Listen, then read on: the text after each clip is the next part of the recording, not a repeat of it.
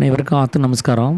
இன்றைக்கி நம்ம பார்க்குறது மிர்தாத்தின் புத்தகம் அத்தியாயம் 35 கடவுளை நோக்கி செல்லும் பாதையில் தீப்பொறிகள். மிர்தாத் சொல்கிறாரு, இந்த இரவின் அமைதியில் கடவுளை நோக்கி செல்லும் பாதையில் உங்களுக்காக சில தீப்பொறிகளை தூவுகிறான் இந்த மிர்தாத். சர்ச்சைகளை தவிர்த்து விடுங்கள். உண்மை என்பது அனைவராலும் ஒப்புக்கொள்ளப்படும் வெளிப்படை உண்மை. அதற்கு நிரூபணம் தேவையில்லை. வாதங்களால் வெளிப்படுவன எவையாக இருந்தாலும் அவை பிற்காலத்தில் அதே விதமான வாதமாக வந்து கதவு தட்டும், நிரூபணம் கேட்கும். ஒன்றை நிரூபித்தல் அதற்கு நேர் எதிரானதை தவறானதென நிரூபித்ததாகிவிடும். அந்த எதிரான அம்சத்தை நிரூபிப்பது அதை தவறான நிரூபிப்பதாகிவிடும். கடவுளுக்கு எதிர் அம்சம் இல்லை. அதனால் அவரை தவறெனவோ சரியெனவோ எவ்வாறு நிரூபிக்க முடியும்? உண்மைக்கு வாய்க்காலாக இருக்க வேண்டுமானால் நமது நாக்கு ஒரு கதிரடிக்கும் கம்பாகவோ நச்சு பல்லாகவோ பருவநிலை காட்டும் கருவியாகவோ கலை கூத்தாடியாகவோ தோட்டியாகவோ இருக்கக்கூடாது அப்படிங்கிறார். அதாவது கடவுளை நோக்கி போகக்கூடிய ஒரு பயணத்தில் சில தடங்கல்கள் இருக்கும். அதை பற்றின விஷயங்களை தான் நாம் இதில் பார்க்க போகிறோம். அதை நம்ம சரியாக புரிஞ்சுக்கிட்டு அந்த விஷயங்களை நம்ம சரி பண்ணிட்டு வந்தோம் அப்படின்னா நம்ம ஸ்மூத்தாக அந்த பாதையில் கடந்து போகிறதுக்கு சரியாக இருக்கும். அதுக்கு முதல்ல இந்த வாதம் செய்கிறத நிறுத்தணும். நான் புரிஞ்சுக்கிட்டது தான் சரி, நீ புரிஞ்சுக்கிட்டது தான் சரி அப்படிங்கிறத ஒரு வாத பிரதிவாதத்தை முதல்ல நம்ம நிறுத்தணும். ஏன்னா இங்கே இருக்கிற எல்லாத்துக்குமே ஏதோ ஒரு விஷயத்தை அவங்க புரிய வச்சிட்ருக்குறாங்க. ஒருத்தருக்கு புரிகிற விஷயம் இன்னொருத்தருக்கு லேட்டாக கூட புரியணும். ஒரு சிலருக்கு புரியவே புரியாது. ஒரு சிலர் அதை விட இன்னும் அதிகமான விஷயங்களை புரிஞ்சு வச்சுருப்பாங்க. இந்த வித்தியாசங்கள்லாம் நீங்கள் கவனித்து பார்த்தீங்கன்னா தெரியும். எல்லோரும் ஒரே கோணத்தை பார்க்குறது கிடையாது. ஒவ்வொருத்தருக்கும் வேறு வேறு கோணங்கள் இருக்குது. ஒரு நிகழ்வு நடக்குதுன்னா அதை நான் ஒரு கோணத்தில் பார்ப்பேன், நீங்கள் ஒரு கோணத்தில் பார்ப்பீங்க, இன்னொருத்தர் வேறு கோணத்தில் பார்ப்பார். அவங்கவுங்களுக்கு அவங்கவுங்க கோணம் சரியானதாக இருக்கும். இதில் நம்ம வாக்குவாதங்களை செய்கிறதுல தவறு கிடையாது. தவறு அப்படிங்கிற ஒரு விஷயத்தை தான் நம்ம புரிஞ்சுக்க வேண்டியதாக இருக்குது. அப்போது எனக்கு இந்த பாதையா, அந்த பாதையில் நான் எப்படி சரியாக போக முடியும்னு தான் நான் பார்க்க முடியும். நீ ஏன் இந்த பாதைக்கு வரல, நீ செய்கிற பாதை இப்படிப்பட்டதாக இருக்கேன்னு நம்ம யாரையும் விமர்சனம் செய்ய வேண்டிய அவசியம் கிடையாது. ரெண்டாவது, என்னுடைய பாதையை நான் இது சரின்னு சொல்லி நாம் எந்த ஒரு நிரூபணத்தையும் கொண்டு போய் அங்கே வைக்க வேண்டிய அவசியமும் கிடையாது. எப்படின்னா, அந்த உண்மைனா அது உண்மை தான். அதுக்கு மேலே அதை நிரூபிக்கிறதுக்கு தேவையே கிடையாது. அது அப்படி தான். பொய்னா அதுக்கு சில நிரூபிங்களை நீங்கள் கொண்டு வைக்கலாம். ஒரு பொய்யை நிரூபிக்கிறதுக்கு இன்னொரு பொய்யை நீங்கள் தேர்ந்தெடுக்கலாம். உண்மை என்றைக்குனாலும் ஒரு நாள் அது வெளிப்பட தான் போகுது. இன்றைக்கி அது வெளிப்படாமல் மறைஞ்சிருக்கலாம். நான் சொல்கிறது உண்மையாக இருக்குது அப்படின்னா அது இன்றைக்கி வெளிப்படாமல் இன்னைக்கு அவருக்கு புரியாமல் அது ஒளிஞ்சிருக்கலாம். அவருக்கான தகுதி வரும்போது அந்த உண்மை என்னங்கிறது அவரை கண்டிப்பாக அடைஞ்சிரும். எனக்கு காலம் இதுதான் சரின்னு புரிய வச்சதை கொஞ்ச நாள் கழித்து ஒருத்தருக்கு அதை புரிய வைக்கும். அப்போ அவர் அதை தெரிஞ்சுட்டு போயிடுவார். நான் அதுக்காக நான் சொன்னது சரிதாங்கிறதுக்காக நான் ப்ரூஃபெல்லாம் தேடிட்டு போய் அதை கொண்டு நிரூபிக்க வேண்டிய அவசியம் கிடையாது. அப்படி நிரூபித்தா அது அப்படி உண்மை அல்லங்கிறத நிரூபிக்கிறதுக்கும் சில ஆதாரங்களை கண்டிப்பாக திரட்டி கொண்டு அதை தவறுன்னு சொல்லி நிரூபிக்கிறதுக்கான ஒரு வாய்ப்பு கூட இருக்குது. பொதுவாக கடவுள் அப்படின்னு சொல்லும்போது அவருக்கு ஆப்போசிட்டான ஒரு விஷயமே எதுவுமே கிடையாது. அவர் ஒருத்தர் தான். அவருக்கு நிகராகவோ அவருக்கு எதிராகவோ யாரும் இருக்க முடியாது. அவர் ஒரே ஆள் தான். நம்மளுடைய புரிதல் அல்லாத ஒரு விஷயந்தான் அதுக்கு எதிராக இருக்க முடியும். அவரை புரிஞ்சுக்காமல் நம்ம விலகி நிற்கிறது தான் அவருக்கு எதிரான விஷயமா இருக்க முடியுமே தவிர அவருக்கு எதிரான விஷயமோ எதுவுமே கிடையாது. அதனால் அவர் சரியாக பண்ணுறாரா தவறாக பண்ணுறாரான்னு நம்ம எதையுமே விமர்சனம் பண்ண வேண்டியது கிடையாது. அவர் நல்லவரா கெட்டவரா அப்படின்னு சொல்லி நாம் அவரை பற்றின வாத பிரதிவாதங்களை செய்ய வேண்டிய அவசியமும் கிடையாது. ஏன்னா நீங்கள் உண்மைங்கிற ஒரு விஷயத்தை நீங்கள் புரிஞ்சுக்கணும் அப்படின்னா உங்களுடைய நாக்கும் உங்களுடைய பேச்சும் உங்களுடைய சொல்லும் உங்களுடைய செயலும் சரியாக இருக்கணும். அது சரியான புரிதலில் அந்த நம்ம நடைப்பயணம் மேற்கொள்ள வேண்டியதாக இருக்கும். அதில் ஏதாவது இடரல் உண்டாகும் போது அங்கே பிரச்சனை வந்துடும். நான் பண்ணுறது சரி நீ பண்ணுறது தவறு அப்படிங்கிற மாதிரியான குழப்பங்கள்லாம் அங்கே வர ஆரம்பிச்சிடும். அவங்கவுங்களுக்கான ஒரு விஷயத்தை இந்த காலம் ஒரு பாடம் நடத்திட்டு இருக்குது. இவங்க இன்றைக்கி இதை தெரிஞ்சுக்கணும், இவங்க இதை தெரிஞ்சுக்கணும்னு சொல்லி அது தனித்தனியாக ஒவ்வொரு சப்ஜெக்டை கொடுத்து பாடம் நடத்திட்டு இருக்குது. அதில் நாம் போய் மூக்க நுழைக்கக்கூடாது. ஏன்னா ஒரு உண்மையை நான் வாத பிரதிவாதம் பண்ணி ஒருத்தருக்கு புரிவிக்க முடியும் அப்படின்னா அதை காலம் என்றைக்கோ அவங்களுக்கு பண்ணியிருக்கோம். அதை நான் செய்யும் போது அது எப்படி இருக்குதுன்னா அந்த நினப்பு எப்படி இருக்குதுன்னா காலம் இவருக்கு புரிய வைக்கலை. அதனால் நான் வாத பிரதிவாதம் பண்ணி அந்த காலம் புரிய வைக்காத விஷயத்தை கூட என்னால் புரிய வச்சிட முடியும்னு சொல்லி நினைக்கிற நினப்பு தான் அது. ஒருத்தருக்கு வாத பதிவாதம் பண்ணி நான் அவருக்கு என்னுடைய நிலைமையை புரிய வைக்கிறதுங்கிறது அப்படிப்பட்ட ஒரு நினப்போடு செய்கிறது தான் அது. அதனால் காலத்தினால முடியல அப்படின்னா அது காத்திருக்குதுன்னு அர்த்தம். அவனுக்கு தகுதி வரட்டும், அதை சொல்லி கொடுக்கலான்னு சொல்லி அது வெயிட் பண்ணிகிட்ருக்குது. நம்ம முந்திரி கொட்டத்தனமாக நாம் போய் நான் புரிய வைக்கிறேன் அப்படின்னு சொல்லி நாம் போய் நிற்கக்கூடாது அப்படிங்கிறது தான் அவர் இங்கே பொதுவாக சொல்லக்கூடிய ஒரு விஷயமா இருக்குது. மௌனத்தின் சிரமத்தை குறைக்க மட்டும் பேசு. பேச்சற்று இருப்பது உங்களை விடுவிக்க. சொற்கள் வெளியாகிய கடல்களில் பயணம் போகும் கப்பல்கள். அவை பல துறைமுகங்களை தொட்டு செல்லும். அவற்றில் என்ன சரக்கை ஏற்றுகிறீர்கள் என்பதில் கவனம் வேண்டும். அவை பயணம் முடிந்த பின் தமது சரக்குகளை இறுதியில் உமது துறைமுகத்திலே உமது வாசலிலே கொண்டு வந்து குவிக்கும். ஒரு வீட்டிற்கு விளக்குமாறு எப்படியோ அப்படித்தான் சுய தேடல் இதயத்திற்கு. அதனால் உமது இதயங்களை நன்றாக கூட்டி பெருக்குங்கள். நன்றாக பெருக்கி தூய்மைப்படுத்தப்பட்ட இதயம் முற்றுகையிட்டு தாக்க முடியாத கோட்டையாகும். நீங்கள் எவ்வாறு மக்களை மற்றவற்றையும் ஊட்டி வளர்க்கிறீர்களோ அவ்வாறே அவை உம்மை ஊட்டி வளர்க்கும். உங்களுக்கு நஞ்சூட்டப்படக்கூடாது என்றால் நீங்கள் மற்றவருக்கு முழு உணவாகி விடுங்கள் அப்படிங்கிறார். அதாவது நீங்கள் அந்த பேசுகிற பேச்சே உங்களை வெளிப்படுத்துகிற ஒரு விஷயந்தான். நான் இப்படிப்பட்டவன் அப்படிங்கிறத நம்ம பேச்சால் தெரியப்படுத்துகிறோம். எனக்கு இதெல்லாம் தெரியும், எனக்கு இதெல்லாம் புரிஞ்சுக்க முடியும், என்னுடைய நிலைமை இப்படிப்பட்டதாக இருக்குன்னு. அதெல்லாம் நீங்கள் வெளிப்படுத்தி நீங்கள் இங்கே என்ன உங்களை பற்றி நீங்கள் விளம்பரப்படுத்தி நீங்கள் என்ன பண்ண போகிறீங்க அப்படிங்கிறது தான் அவர் கேட்குறது. அதனால் அதை நீங்கள் செஞ்சீங்கன்னா அங்கே அடுத்தது இன்னொருத்தர் பேசுவார். அவர் தன்னை வெளிப்படுத்துவார். நீங்கள் உங்களை வெளிப்படுத்துனீங்கன்னா அவர் இன்னொருத்தரை வெளிப்படுத்துவார். 2 பேரும் வேறு வேறு துருவமாக இருப்பீங்க. 2 பேத்துக்குள்ளே சண்டை வர ஆரம்பிச்சிடும். அதனால் இந்த பேச்சுங்கிறது என்ன அப்படின்னா உங்களை பற்றின அறிமுகமாக இருக்குது. உங்களை நீங்கள் விளம்பரப்படுத்திக்கக்கூடிய ஒரு விஷயமா இருக்குது. அதை நீங்கள் முடிஞ்ச அளவுக்கு குறைச்சிக்கோங்க. உங்களுடைய அந்த ரொம்ப நேரம் மௌனமாக இருந்துட்டோம், சரி எதையாவது ஒன்று சிம்பிளாக ஏதாவது ஒரு சின்னதாக ஒரு விஷயத்தை பேசுவோம் அப்படிங்கிறதுக்காக பேசுங்க. மௌனத்தை குறைச்சிட்டு பேச்சை அதிகப்படுத்தாதீங்க. வேணால் மௌனத்தை அதிகப்படுத்திட்டு பேச்சை குறைச்சிக்கோங்க. அது உங்களுக்கு மரியாதையான விஷயமா இருக்கும் அப்படிங்கிறத அவர் சொல்கிறார். நீங்கள் கவனமாக இருங்க. ஏன்னா உங்களுடைய பேசுகிற பேச்சில் எதை வச்சு பேசுகிறீங்கிறது ரொம்ப முக்கியம். அதைத்தான் கப்பலில் போகக்கூடிய சரக்குங்கிறார். அந்த சரக்கு நல்லதா கெட்டதாங்கிறத சரியாக பார்த்து பண்ணுங்கள். ஏன்னா அது திரும்பி உங்கள்கிட்ட வரும்போது அது உங்களுக்கே பலனை கொடுக்கக்கூடியதாக இருக்குது. எப்படி ஒரு வீட்டை சுத்தப்படுத்துறதுக்கு ஒரு விளக்குமாறு தேவைப்படுதோ அந்த மாதிரி நம்மளுடைய இதயத்தை சுத்தப்படுத்துறதுக்கு நம்மளுடைய சுய தேடலுங்கிறது அவசியமாக இருக்குது. அந்த சுய தேடல் அப்படின்னா நம்மளை யாருங்கிறத கேள்வி கேட்டு புரிஞ்சுக்கிறது, தன்னை அறியறது தான் அந்த சுய தேடலுங்கிறது. என்ன நான் கண்டுபிடிக்கணும், நான் யாருங்கிற அந்த விலாசத்தை நான் தேடி கண்டுபிடிக்கணும். நான் யாருன்னே மறந்து போயிருக்கிறேன். அப்போ என்ன நான் கவனித்து அதை பிடிச்சாதான் நான் எப்படிப்பட்டவனே எனக்கு புரியும். அப்போ என்னவே என்னால் புரிஞ்சுக்க முடியாதப்போ எனக்கு எதிரில் உள்ளவங்களை நான் எப்படி புரிஞ்சுக்க முடியும்? எப்படி அவங்களோட நான் இன்ட்ராக்ட் ஆகி நான் ஒரு விஷயத்தை நான் பரிமாறிக்க முடியும்? அப்போ அங்கே பிரச்சனை தான் வரும். ஏன்னா என்ன நான் என்றைக்கு புரிஞ்சுக்கிறனோ அப்போ தான் மற்றவங்களையும் என்னால் புரிஞ்சுக்கிறதுக்கான தகுதிங்கிறது நமக்கு கிடைக்கும். அதனால் நம்ம இதயத்தை சுய தேடல் அப்படிங்கிற ஒரு விளக்கமாற வச்சு அதை முழுவதும் சுத்தப்படுத்தி பெருக்கி எடுத்துருங்க.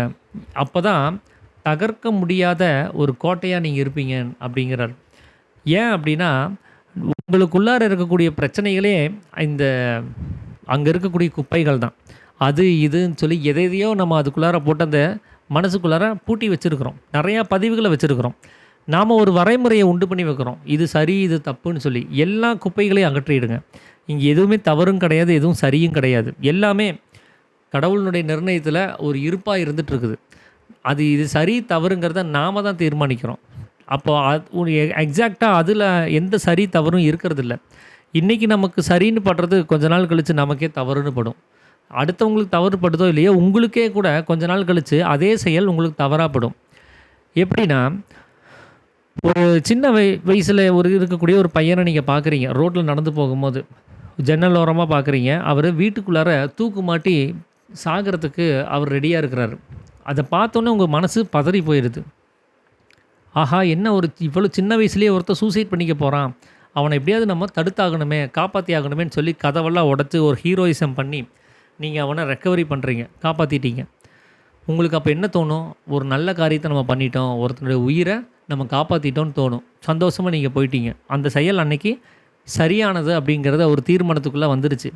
நாம் சரியான செயல் செஞ்சுருக்கிறோம், நாம் அது செயல் செய்யலைன்னா எப்படிப்பட்ட ஒரு அசம்பாவிதம் நடந்திருக்கும் அப்படின்னு சொல்லி நினச்சி சந்தோஷத்தோட போகிறோம்.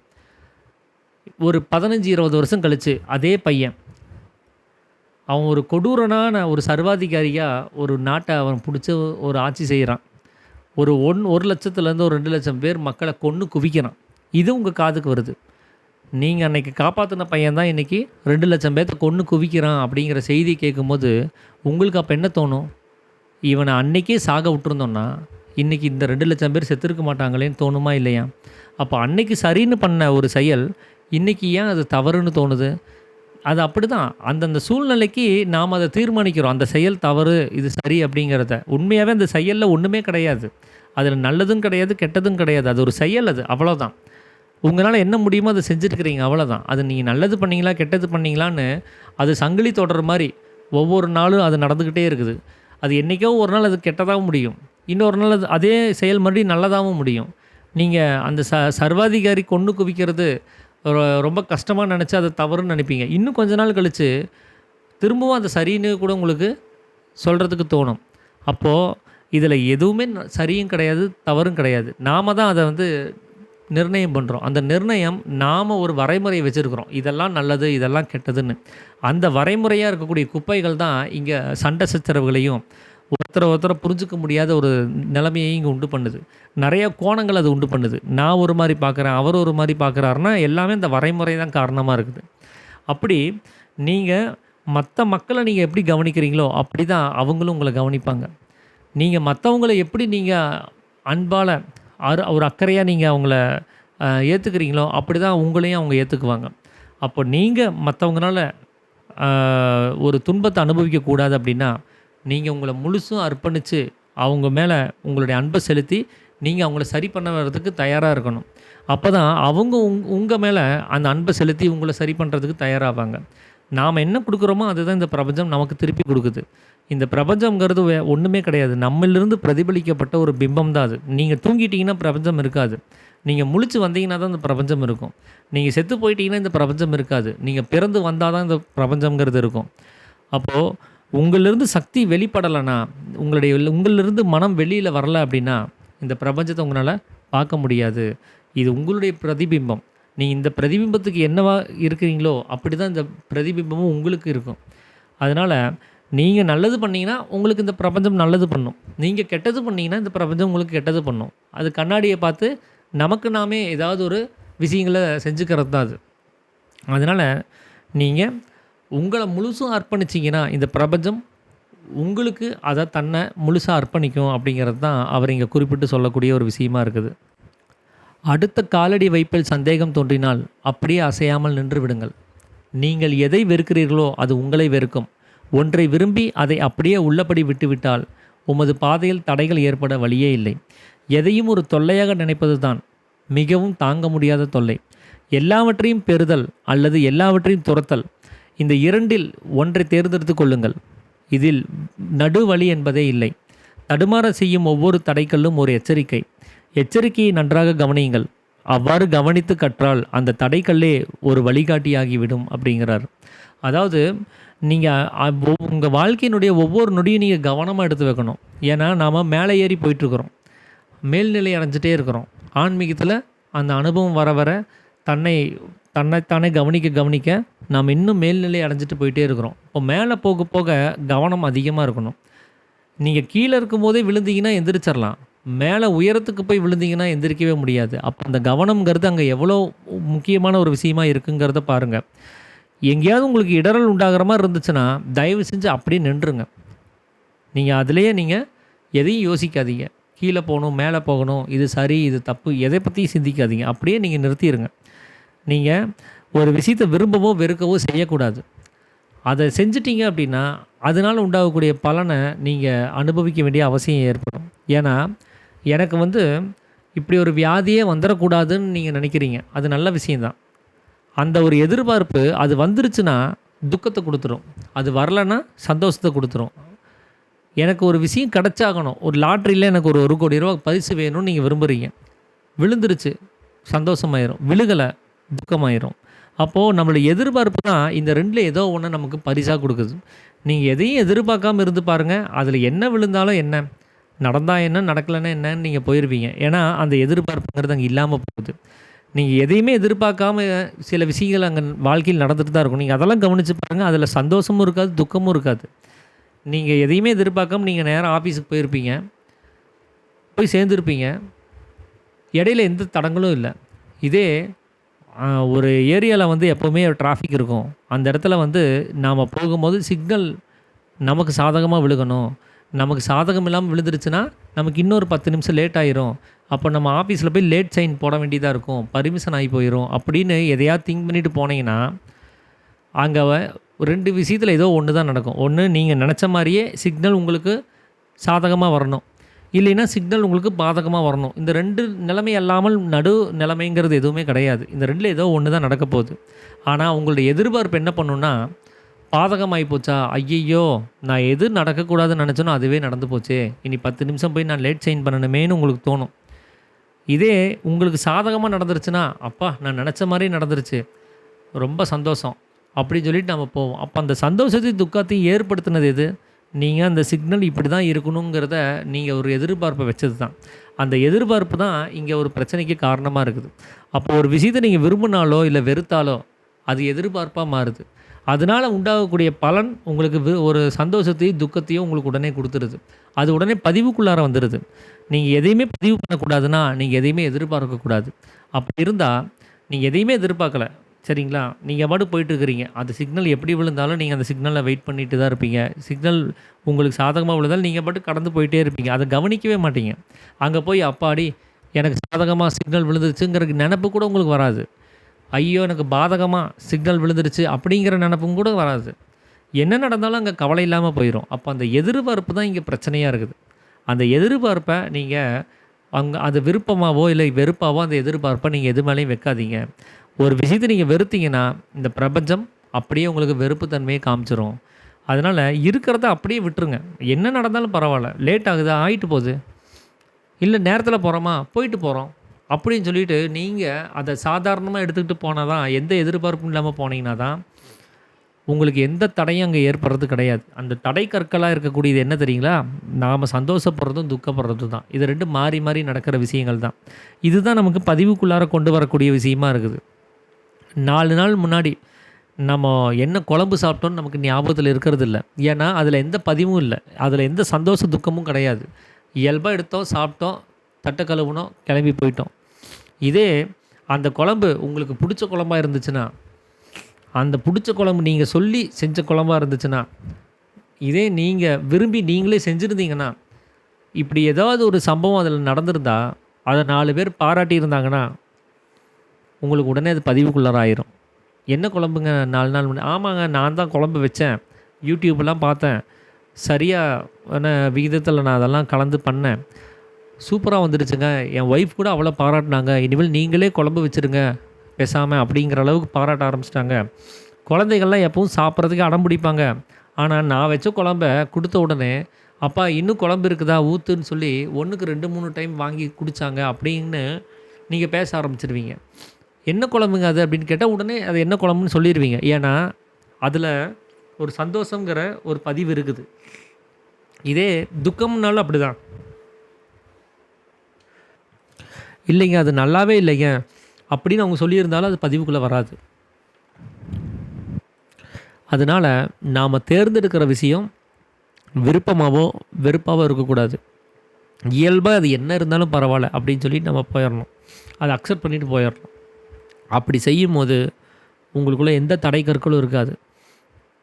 அதை மீறி ஏதாவது தடை கற்கள் வந்தால் அது உங்களுக்கு வழிகாட்டக்கூடிய ஒரு விஷயமா இருக்கும். அதை நீங்கள் கவனித்து பாருங்கள். அது வந்து நீங்கள் எப்படி போகணுங்கிறத காமிச்சு கொடுக்கக்கூடிய அந்த மைல் ஸ்டோனாக இருக்கும். நாம் அதை வெறும் ஸ்பீட் பிரேக்கராக நம்ம நினைக்க வேண்டிய அவசியம் கிடையாது அப்படிங்கிறத அவர் குறிப்பிட்டு சொல்கிறாரு. நேரானது என்பது கோணலின் சகோதரன் தான். ஒன்று சுருக்கு வழி, மற்றொன்று சுற்றி வளைக்கும் வழி. கோணல் விஷயத்தில் பொறுமை காட்டுங்கள். நம்பிக்கை சார்ந்திருக்கையில் பொறுமை ஒரு ஆரோக்கியம். நம்பிக்கை இல்லை என்றால் அது ஒரு வாத நோயாகிவிடும். வாழ, உணர, சிந்திக்க, கற்பனை செய்ய, அறிய மானிட வாழ்வின் சுற்றுப்பாதையில் உள்ள பல்வேறு நிலைகளின் அமைப்பை நன்கு கவனியுங்கள். புகழை பெறுவதிலும் கொடுப்பதிலும் எச்சரிக்கையாக இருக்க வேண்டும். தகுதியும் உண்மையும் இருந்தாலும் கூட புகழின் வஞ்சக வாக்குறுதிகளுக்கு செவிடாகவும் ஊமையாகவும் இருக்க வேண்டும். கொடுப்பதில் கவனமாகவும் பிரக்ஞை பூர்வமாகவும் இருந்தால் கொடுப்பதெல்லாம் திரும்ப கிடைக்குங்கிறார். அதாவது நேரானது அப்படிங்கிறது வேறு ஒன்றுமே கிடையாது. அது கோணல் அப்படிங்கிறதுனா அந்த நேரானதுலேருந்து தான் அந்த கோணல்ங்கிறதே வருது. இல்லைன்னா கோணல்லேருந்து தான் நேராக்க முடியக்கூடிய ஒரு விஷயமாகவும் இருக்குது. அதனால் இது ரெண்டுமே சகோதரர்கள் மாதிரி. ஒரு கோடு நேராகவும் இருக்குது, கோணலாகவும் இருக்குது. அதை நேராக்கவும் முடியும், கோணலாக்கவும் முடியும். அதனால் இது கோணல்ங்கிறது வேறு, நேருங்கிறது வேறு அப்படின்னு சொல்லி நீங்கள் அந்த குறைகளை பார்க்காதீங்க. இது சரியாக இருக்குது, இது தவறாக இருக்குங்கிற அந்த குறைகளை கவனிக்காதீங்க. சரி அது தவறாகவும் மாறும், தவறு சரியாகவும் மாறும். அந்த மாற்றத்தை நீங்கள் எப்போ வேணாலும் கொண்டு வரலாம். கொண்டு வந்தீங்கன்னா அது உங்களுக்கு தகுந்தபடி மாறிட போகுது. அதனால் அது இப்படி தாங்கிறத நீங்கள் நிர்ணயம் பண்ணாதீங்க. இதுதான் வேணுங்கிறத நீங்கள் நிர்ணயம் பண்ணாதீங்க. ஏன்னா அந்த பொறுமையோடு நம்ம அந்த விஷயத்தை சரி பண்ணணுங்கிற ஒரு மாற்றத்தை உண்டாக்கணுங்கிற ஒரு நம்பிக்கை இருக்குது பார்த்திங்களா, அதுதான் ஆரோக்கியமானது. அந்த நம்பிக்கை அப்படிங்கிறது இல்லைன்னா, அந்த பொறுமை அப்படிங்கிறது இல்லைன்னா, அது வந்து ஒரு நோய் மாதிரி. அது உங்களை கொஞ்சம் கொஞ்சமாக அழிக்க ஆரம்பிச்சிடும். உங்களை வேலை செய்ய விடாது. உங்களை தொடர்ந்து பயணிக்க அதே பெரிய தடைக்கல்லாக மாறிடும். அதனால் இந்த பிரபஞ்சம் நாம் வாழ்கிறதுக்காகவும், நாம் யோசிக்கிறதுக்காகவும், நாம் செயல்படுறதுக்காகவும், நாம் பேசுகிறதுக்காகவும், நாம் கேட்குறதுக்காகவும் எவ்வளவோ விஷயங்களை ஒரு அமைப்பாக வச்சுருக்குது. அதெல்லாம் கவனித்து பாருங்கள். புகழுக்கு என்றைக்குமே வந்து அடிமையாயிடக்கூடாது. ஏன்னா அது ஈகோவை நமக்குள்ளார கிளப்பி விட்ற ஒரு விஷயம். நீங்கள் சூப்பராக அந்த வேலையை செய்கிறீங்க, உங்களை விட்டால் அந்த மேனேஜ்மெண்ட் பண்ணுறதுக்கு ஆளே இல்லை அப்படிங்கிறப்போ தலைகணம் ஏறிடும். அந்த புகழ்ங்கிறது என்ன பண்ணுதுன்னா, நம்மளை விட வேறு யாரும் இல்லை இந்த உலகத்திலே அப்படிங்கிற ஒரு நினப்பை கொண்டு வந்துருச்சுன்னா அது ஹெட் வெயிட்டாக மாறிடுது. யாரையும் மதிக்கிறதுக்கு கற்றுத்தர்றது கிடையாது. தான் தான் பெருசுங்கிற நிலைமைக்கு அது கொண்டு போயிடும். அதனால் அந்த புகழ் அப்படின்னு ஒன்று வந்துச்சுன்னா அதுக்கு எச்சரிக்கையாக இருங்க. நீங்கள் மற்றவனை புகழவும் வேண்டாம், மற்றவங்களுடைய பேச்சை நீங்கள் கேட்கவும் வேண்டாம்.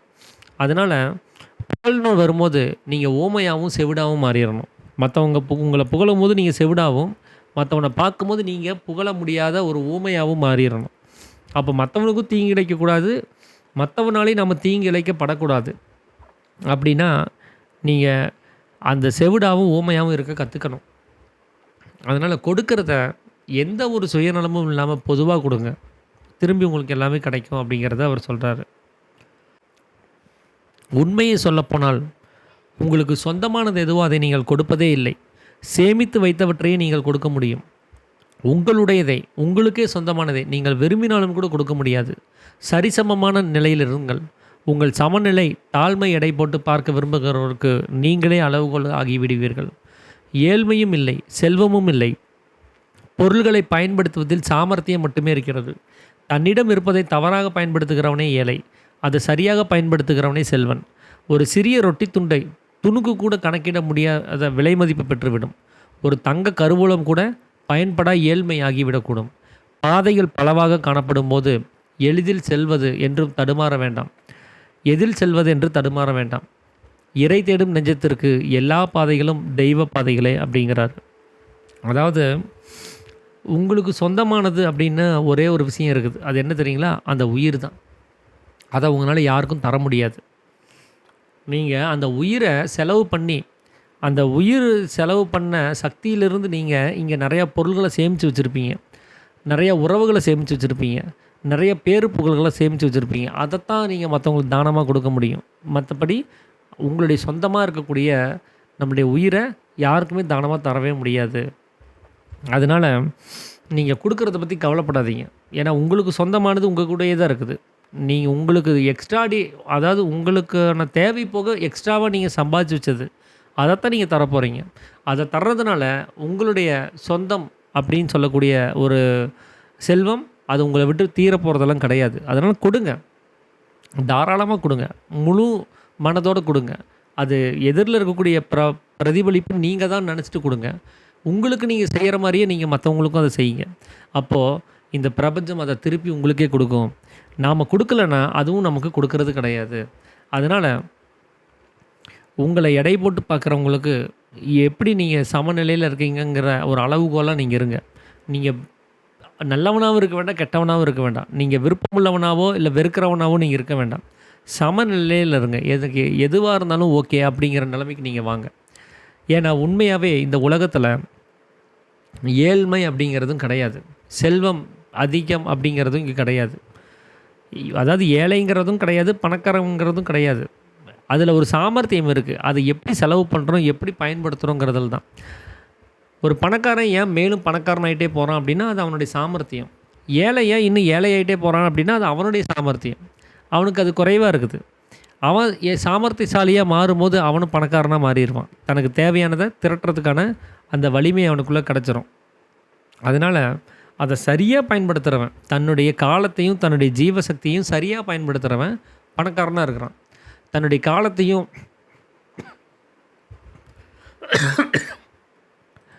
தன்னுடைய ஜீவசக்தியையும் சரியாக பயன்படுத்த தெரியாதவன் ஏழையாக இருக்கிறான். அவ்வளோதான் வித்தியாசமே தவிர இங்கே பணக்காரன் ஏழைங்கிற பாகுபாடெல்லாம் கிடையாது. அதனால் ஒரு சின்ன ஒரு ரொட்டி துண்டாக இருக்கலாம், அதுக்கு மதிப்பில்லைன்னு நாம் இப்போ நினைக்கலாம். ஆனால் அதுக்கு ஒரு காலகட்டம் வரும்போது அதுக்கு ஒரு மதிப்பு உண்டாகும். எப்படின்னா, இப்போ நம்ம சென்னையிலலாம் வெள்ளம் வரும்போது ஒருத்தருக்கு ஒருத்தர் உணவுகளை கொடுத்து பரிமாறிக்கிறோம். எவ்வளோ செல்வம் இருந்தாலும் என்ன பண்ணுறது, வீட்டை விட்டு வெளியில் வர முடியாது, மொட்டை மாடியில் இருக்கிறோம். அந்த சூழ்நிலையில் பக்கத்து வீட்டுக்காரன் கொடுக்குற ப்ரெட்டு அவ்வளோ மதிப்புள்ளதாக இருக்குது, உங்கள் உயிரை காப்பாற்றக்கூடிய ஒரு விஷயமா இருக்குது. கீழே உங்களுடைய BMW பென்ஸ் என்ன வேணால் நிற்கலாம், உங்கள் பேங்க் பேலன்ஸில் எவ்வளோ வேணாலும் இருக்கலாம். நீங்கள் ஸ்விக்கி ஜொமேட்டோவில் ஆர்டர் பண்ண யார் வந்து கொடுப்பாங்க?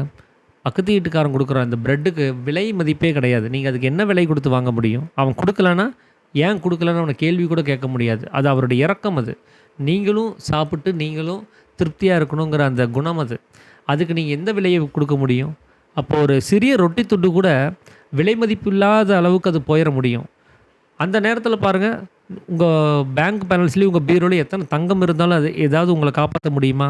அப்போது அந்த ஒரு சூழ்நிலையில் உங்கள் பேங்க்கில் இருக்கக்கூடிய பணம், உங்களுடைய தங்கம் கூட விலை மதிப்பை இழந்து போயிடுது. அதனால் நீங்கள் ஒரு பொருளுக்கு ஒரு மதிப்பை நீங்கள் தீர்மானிக்காதீங்க. இந்த பாதை தான் சரி, இந்த பாதை தவறுங்கிறத நீங்கள் தீர்மானிக்காதீங்க. நீங்கள் எதில் போனாலும் சரி, இங்கே நமக்கு காண்பிக்கப்பட்ட எல்லா விஷயமும் இறைவன் அடையிறதுக்கான பாதை தான். ஒருத்தர் செல்வத்தை மட்டுமே தீட்டிட்டு போகிறாரு, அதுதான் அவருக்கு முக்கியம்னு நினைக்கிறாரு. இன்னொருத்தர் உறவுகள் மட்டுமே சரியானது, உறவுகளை மட்டுமே சேமிக்கிறது தான் நம்மளுடைய கடமைன்னு நினைக்கிறாரு. இன்னொருத்தர் தன்னுடைய ஜீவசக்தியை பத்திரப்படுத்தி வைக்கிறது தான் உண்மையான ஒரு விஷயம். அதனால் அந்த தன்னுடைய எல்லா அவயங்களையும் தன்னுடைய எல்லா ஆஸ்திகளையும் கவனிக்காமல் விட்டுட்டு இறைவனை மட்டுமே கவனிச்சுட்டு ஒருத்தர் இருக்கிறாரு. இந்த 3 பாதைகள் இருக்குதுன்னு வச்சுக்கோங்களேன். இவரும் இறைவனை தான் தேடிட்டு போயிட்டுருக்கிறாரு, இவரும் இறைவனை தான் தேடிட்டு போயிட்டுருக்கிறாரு, அவரும் இறைவனை தான் தேடிட்டு போயிட்டுருக்கிறாரு. இந்த பாதைகளில் எந்த வித்தியாசமும் கிடையாது. தூரம் வேணால் வித்தியாசம் இருக்கலாம், ஒருத்தர் கிட்ட போயிருக்கலாம், அது இந்த இறைவன் மட்டுமே வேணும்னு சொன்னவங்க. இன்னொருத்தர் இன்னும் கொஞ்சம் கிட்ட வந்து இன்னும் கொஞ்சம் தூரமாக இருக்கலாம், அது உறவுகள் தான் முக்கியம்னு சொல்லி நினைக்கிறவங்க. இன்னொருத்தர் ஒரு கொஞ்சம் தூரமாக தள்ளி இருக்கலாம், அது பணம் தான் முக்கியம்னு இருக்கிறவங்க. இந்த தூரம் தான் வித்தியாசம் இருக்குமே தவிர ஒரே பாதை தான் எல்லாமே அப்படிங்கிறது தான் அவர் குறிப்பிட்டு சொல்கிற ஒரு விஷயமா இருக்குது. ஒரு இறைவனை தேடக்கூடிய ஒரு மனசு நமக்கு இருக்கணும், அவ்வளோதான். நாம் அந்த பாதையில் போகிறோங்கிறத நம்ம உணர்ந்துருக்கணும். அவர் உணராட்டினாலும் அவர் அந்த பாதையில் தான் போகிறாரு, ஆனால் அந்த பாதை எங்கே போகுதுன்னே தெரியாமல் அவர் போயிட்டுருக்கிறாரு. நீங்கள் உணர்ந்து போங்க, நம்ம கடவுளை நோக்கி தான் போகிறோங்கிறத புரிஞ்சுக்கிட்டு போங்க அப்படிங்கிறத அவர் சொல்கிறாரு. வாழ்வின் எல்லா வடிவங்களையும் மரியாதையுடன் அணுகுங்கள். முக்கியமே இல்லாத அற்பத்திலும் கூட மிக முக்கியத்திற்கான திறவுகோல் மறைந்திருக்கும். வாழ்வின் அனைத்து அம்சங்களும் முக்கியமானவையே, ஆம், அவை அற்புதமானவை, மேம்பட்டவை, போலித்தனமற்றவை. அற்பமானவற்றோடு வாழ்வு தன்னை தொடர்பு படுத்தி கொள்வதில்லை. இயற்கையின் தொழிற்சாலையிலிருந்து வெளிவருவது எதுவுமே தகுதி படைத்தது தான். இயற்கையால் நேசிக்கப்பட்டு கலைத்திறனுடன் உருவாக்கப்படுவது தான். அது உங்கள் மரியாதைக்கு உகந்தது தானே. குளவியும் எறும்பும் மரியாதை குறியவைகளே. உங்கள் தோழர்கள் எந்த அளவு மரியாதை கொண்டவர்கள். எந்த மனிதரை நீங்கள் வெறுக்காதீர்கள். ஒரு தனி மனிதனை வெறுப்பதை விட எல்லாராலும் வெறுக்கப்படுவதே மேல்கிறார். அதாவது உங்களை சுற்றி இருக்கக்கூடிய எல்லா விஷயங்களும் உங்களுடைய பாதையை சரி பண்ணுறதுக்கான ஒரு விஷயமாக தான் இருக்குது. அதனால் நீங்கள் அதை மரியாதையாக பாருங்கள். அது முக்கியமே இல்லாத ஒரு விஷயமா இருந்தாலும் பரவாயில்ல, அது எதுக்கு இருக்குன்னே தெரியல இந்த உலகத்தில் அப்படின்னு நினச்சாலும் பரவாயில்ல, அதுக்கும் உங்களோட ஒரு தொடர்பு இருக்குது. உங்களுடைய பாதைக்கான ஒரு பங்கு அதுக்குள்ளே இருக்குது. நீங்கள் எதையுமே சும்மா லேஸில் நீங்கள் நினச்சிடாதீங்க. இங்கே படைக்கப்பட்டது எல்லாமே உங்களுக்கான ஒரு விஷயந்தான், உங்களை சரி செய்கிறதுக்கான விஷயந்தான். நீங்கள் திறம்பட அந்த பாதையை கடந்து போகணுங்கிறதுக்காக கொடுக்கப்பட்டது தான். அதனால் இந்த இது அற்பமானது, இது முக்கியத்துவமானதுன்னு சொல்லி எதையுமே நீங்கள் பிரித்து பார்க்காதீங்க. இந்த இயற்கை ஒரு விஷயத்தை இங்கே உண்டு பண்ணியிருக்கு அப்படின்னா, அது அவசியம் இல்லாமல் அது உண்டு பண்ணுறது கிடையாது. ஏனோ தானோன்ட்டு சும்மா ஒரு விஷயத்த படைக்கிறது கிடையாது. அது அவ்வளோ அற்புதமான கலைத்திறனோட படைக்குது. அதில் இருக்கக்கூடிய ஒரு படைப்பு திறன்கிறது அதுக்கு எந்த ஒரு பாகுபாடு இல்லாமல் படைக்குது. இது முக்கியத்துவமானது, இது நல்லா படைக்கணும், இது முக்கியத்துவம் அற்றது, இது எப்படி வேணால் படைச்சிட்டு போகலாங்கிற நினைப்போடு அது படைக்கிறது இல்லை. எல்லாமே மரியாதைக்குரிய ஒரு விஷயமா தான் இருக்குது. இந்த எல்லா உயிரினங்களும் அப்படி தான். எந்த ஒரு உயிரினமாக இருந்தாலும் பாம்புக்கு விஷம் இருக்குதே, அது நமக்கு ஆபத்து தானே அப்படின்னு சொன்னால் அப்படி அல்ல அது. அது தன்னை காப்பாற்றிக்கிறதுக்கு அது அந்த விஷத்தை வச்சுருக்குது. அது நம்மளை கொல்லணுங்கிறது அதனுடைய நோக்கம் கிடையாது. அது தன்னை சரியாக கவனிச்சுக்கணும். தன்னுடைய உடம்பை எந்த ஒரு சேதமும் ஏற்படுத்தாத அளவுக்கு தற்காத்துக்கணும் அப்படிங்கிறதுக்காக அதை வச்சுருக்குது. அது நம்மளை கொல்லணுங்கிறது அதனுடைய நோக்கம் கிடையாது. அது தன்னை காப்பாற்றிக்கிறதுக்காக தான் அதை வச்சுருக்குது. அதனால் அதுக்கும் அந்த மரியாதையை கொடுங்க. உங்களுடைய ஃப்ரெண்டுக்கு நீங்கள் எப்படி ஒரு மரியாதை கொடுப்பீங்களோ அந்த மரியாதை அதுக்கும் கொடுங்க. எந்த ஒரு மனுஷனாகட்டும், எந்த ஒரு உயிரினமாகட்டும் அதை வெறுக்காதீங்க. நீங்கள் அதை வெறுத்தீங்க அப்படின்னா அவங்க எல்லோரும் உங்களை வெறுக்க ஆரம்பிச்சிருவாங்க. அதுக்கு பதிலாக நீங்கள் எல்லாத்தையும் நேசிக்க ஆரம்பிங்க. மற்றவங்கெல்லாம் வெறுத்தாலும் பரவாயில்ல, நேசிங்க. அந்த நேசம் பிற்காலத்தில் அந்த வெறுப்பை மற்றவங்க உங்கள் மேலே காமிக்கக்கூடிய வெறுப்பை அது நேசமாக மாற்றிடும். அந்த நேசம் தான் அந்த வெறுப்பை நீக்குமே தவிர, அந்த வெறுப்பை நீக்கிறதுக்கு இன்னொரு வெறுப்பு பயன்படாது. அவனும் வெறுக்கிறான், அதனால் நானே வெறுக்கிறேன் அப்படிங்கிற மாதிரி ஒரு விஷயத்தை நம்ம செய்யக்கூடாது. அதனால தான் இயேசு கிறிஸ்து சொல்லுவார், சத்துருக்களை நேசியுங்கள் அப்படின்னு. சுற்றி இருக்கிறவங்களாம் மிரண்டுருவாங்க. என்ன பிரசங்கம் பண்ணுறாரு இவர்? சத்துருக்களை நான் நேசிக்கிறதா? அவன் என்னுடைய அவயங்களை திருடிட்டு போயிருக்கிறான், நான் நல்லா வாழக்கூடாதுன்னு நினைக்கிறான், அவனை எப்படி நான் நேசிக்க முடியும் அப்படின்னு சொல்லி ஒருத்தர் கேட்பார். உங்களை நேசிக்கிறவரை மட்டுமே நேசிப்பதால் அதனால் என்ன பலன்? நீங்கள் நேசிக்கிறீங்க, இன்னொருத்தர் நேசிக்கிறார், என்ன பலன்?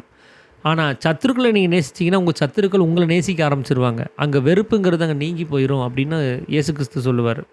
அப்படி தான் இவரும் இங்கே சொல்கிறாரு. எந்த ஒரு மனுஷனையும் நீங்கள் வெறுக்காதீங்க, அது உங்களுடைய பிரதிபலிப்பு, அது நீங்கள் தான் நினச்சி நேசிங்க. அதனால தான் இயேசு கிறிஸ்து சொல்கிறார், தன்னை போலவே பிறரை நேசிக்க கற்றுக்கொள்ளுங்கள் அப்படிங்கிறாரு. ஒரு மனிதனை வெறுப்பது அவனுக்குள் உள்ள நுண் கடவுளை வெறுப்பதாகும். எந்த மனிதருக்குள்ளும் உள்ள நுண்கடவுளை வெறுப்பது அது உமக்குள் உள்ள நுண்கடவுளை வெறுப்பது தான். தனது ஒரே விமானியை வெறுப்பவன் எவ்வாறு வானில் பறந்து போக முடியும்? கீழே என்ன இருக்கிறது என்பதை அறிய மேலே பாருங்கள், மேலே என்ன இருக்கிறது என்பதை அறிய கீழே பாருங்கள், மேலே ஏறுகிற அளவுக்கு இறங்கி வாருங்கள், இல்லாவிட்டால் உங்கள் சமநிலை இழந்து விடுவீர்கள். இன்று நீங்கள் சீடர்கள், நாளை நீங்களே ஆசான்கள். நல்ல ஆசிரியராக இருக்க வேண்டுமானால் முதலில் நல்ல மாணவர்களாக இருக்க வேண்டும். உலகிலிருந்து தீமைகளாகிய கலைகளை பிடுங்க முயலாதீர்கள், கலைகளையும் கூட நல்ல எருவாகும். தவறாக காட்டப்படும் ஆர்வம் பல சமயம் ஆர்வம் கொண்டவரை கொன்றே விடுகிறது அப்படிங்கிறார். அதாவது நீங்கள் ஒருத்தரை வெறுக்கிறீங்க அப்படின்னா அவருக்குள்ளார இருக்கக்கூடிய அந்த ஜீவனையும் வெறுக்கிறது தான் சமம். அந்த ஜீவன்கிறது என்னவாக இருக்குது? அது சிவனாக இருக்குது. அதனால தான் சீவன் என்ன சிவன் என்ன வேறில்லை, சீவனார் சிவனாரை அறிகிறார், சீவனார் சிவனாரை அறிந்த பின் சீவனார் சிவனாராய் இட்டிருப்பாரே அப்படின்னு சொல்லி திருமூலர் ஒரு வாசகத்தில் சொல்லுவார். அந்த ஜீவன்கிறது சிவனாக இருக்குது. அதை எந்த ஜீவர்களும் அதை புரிஞ்சுக்கலை. இங்கே இருக்கக்கூடிய ஜீவர்கள்லாம் அது சிவன் தான் புரிஞ்சுக்கிட்டாங்கன்னா அவங்க சிவனாகவே இருப்பாங்க அப்படின்னு சொல்லி அவர் குறிப்பிட்டு சொல்லியிருப்பார். அப்போ நான் ஒருத்தரை வெறுக்கிறேன் அப்படின்னா அவருக்குள்ளார இருக்கக்கூடிய அந்த உயிர்த்தன்மையை நான் வெறுக்கிறேன்னு அர்த்தம். அவருக்குள்ளே இருக்கிற உயிர்த்தன்மை தான் என்னிலிருந்து பிரதிபலிச்சிருக்குது. அப்போ என்னுடைய உயிர்த்தன்மையும் நான் வெறுக்கிறதுக்கு சமம். என்னுடைய உயிரை நான் வெறுத்துக்கிட்டு நான் எப்படி இங்கே வாழ முடியும்? என் உயிரை நேசித்தா தான் நான் இங்கே வாழ முடியும். அப்படி ஒரு தன்னுடைய உயிரை வெறுத்துக்கிட்டு ஒருத்தன் வாழ்கிறான் அப்படின்னா அது எப்படிப்பட்டதாக இருக்குன்னா, நான் விமானத்தில் பறந்து போயிட்டு இருக்கும்போது கேப்டனாக ஒருத்தர் முன்னாடி உட்காந்துருப்பார், விமான ஓட்டி. நான் அவரோட சண்டை சச்சரவை போட்டு அவரை நான் வெறுத்துட்டு இருந்தேன் அப்படின்னா நான் எப்படி சரியான பயணத்தை மேற்கொள்ள முடியும்? அவர் கோவப்பட்டார்னா நான் இறங்க வேண்டிய இடத்துல என்னை இறக்கி விட மாட்டார், வேணும்னே வேறொரு இடத்துல கொண்டு போய் இறக்கி விட்டுருவார். அதனால் என்னை லாஸ் யாருக்கு? எனக்கு தான். அப்போ நான் ஒருத்தரை வெறுக்கிறதுனால எனக்கு அந்த உண்டாகக்கூடிய பலனை யார் அனுபவிக்கிறாங்க? நஷ்டத்தை நான் தான் அனுபவிக்க வேண்டியதாக இருக்குது. அதனால் யாரையுமே நீங்கள் நேசிக்கிறத தவிர வெறுக்கிற ஒரு விஷயத்தை நீங்கள் செய்யாதீங்க அப்படிங்கிறத அவர் சொல்கிறார். ஏன்னா உள்ளே இருக்கிறது என்னவோ அதுதான் வெளியில் இருக்குது, வெளியில் இருக்கிறது என்னவோ அதே தான் உள்ளேயும் இருக்குது. அதை வெளிங்கிறதே ஒரு பிரதிபலிப்பு. அதனால் நீங்கள் எந்த அளவுக்கு நீங்கள் மேல்நிலை அடைகிறீங்களோ அந்தளவுக்கு உங்களை நீங்களே தாழ்த்த ஆரம்பிச்சுக்கோங்க. மேல்நிலை அடைய ஹெட் வெயிட் ஏறிடக்கூடாது. நான் வந்து ஆன்மீகத்தில் போயிட்டுருக்கிறேன், எனக்கு எல்லாமே தெரிஞ்சுக்கிட்டே வருது, எனக்கு எல்லாமே புரிஞ்சுக்கிட்டே வருதுன்னு சொல்லி ஹெட் வெயிட்டை ஏற்றிக்காதீங்க. இங்கே எந்த அளவுக்கு அறிவு மேலே ஓங்கி போகுதோ அந்த அளவுக்கு அந்த நம்மளுடைய பணிவும் கீழே இறங்கி வரணும். நம்மளுடைய அந்த ஆணவம்ங்கிறது குறைஞ்சிக்கிட்டே வரணும். அப்போதான் அந்த சமநிலையை உங்களால் மெயின்டைன் பண்ண முடியும். ஏன்னா நீங்கள் ஒரு சீடராக இருக்கிறீங்க, ஒரு ஆசிரியர்கிட்ட நீங்கள் கற்றுக்குறீங்க. நாளைக்கு கற்றுக்கிட்டதுக்கப்புறம் நீங்கள் அந்த ஆசிரியராக மாறுறீங்க. அந்த ஆசிரியராக மாறணுன்னா நீங்கள் முதல்ல அதை ஒழுக்க முறையோடு கற்றுக்கக்கூடிய ஒரு சீடனாக இருக்கணும். ஒரு சீடன் தான் ஆசிரியன் ஆகிறதுக்கான தகுதி உள்ளவன். ஒரு நல்ல ஒரு மாணவன் தான் ஆசிரியராகிறதுக்கு தகுதி உள்ளவன்.